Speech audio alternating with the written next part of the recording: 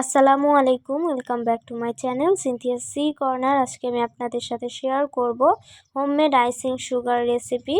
তো প্রথমে একটা গ্রাইন্ডার জারে দিচ্ছি আমি হাফ কাপ চিনি আর দিচ্ছি হাফ টেবিল চামচ কর্নফ্লাওয়ার। তো আপনারা 1 কাপ চিনি দিলে 1 টেবিল চামচ কর্নফ্লাওয়ার ব্যবহার করবেন। তো এরপরে এটা আমি একটা ফাইন পাউডার করে নিয়েছি।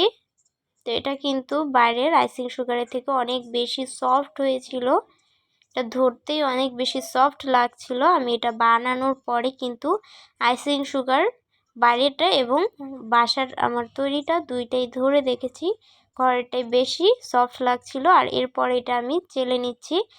তো এটা কিন্তু অবশ্যই চেলে নিতে হবে, এতে করে যখন এটা সংরক্ষণ করবেন তখন আর এটা দলা পাকিয়ে থাকবে না।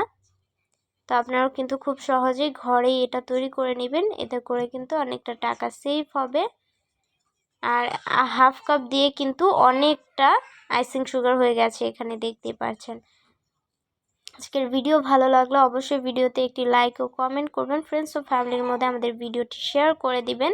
আর ফেসবুক থেকে আমাদের ভিডিওটি দেখে থাকলে অবশ্যই আমাদের ফেসবুক পেজটি ফলো দিয়ে রাখবেন। তো এই তো আমি কিন্তু এই বাটিটাতে রেখে দিব। আর এই তো আমি আপনাদেরকে দেখাচ্ছি, এখানে দেখতেই পাচ্ছেন অলরেডি হাফ কাপ হয়ে গেছে। যেই কাপটা দিয়ে আমি চিনিটা দিয়েছিলাম সেটা দিয়েই আমি আপনাদেরকে মেজারমেন্ট করে দেখাচ্ছি।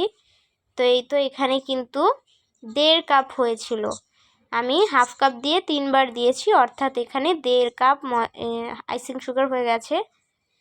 তো এই তো আমার কেক ডেকোরেশনের ভিডিও দেখতে অবশ্যই চ্যানেলটি ভিজিট করবেন। আজকের ভিডিও এই পর্যন্তই, দেখা হচ্ছে আগামী ভিডিওতে। আল্লাহ হাফেজ।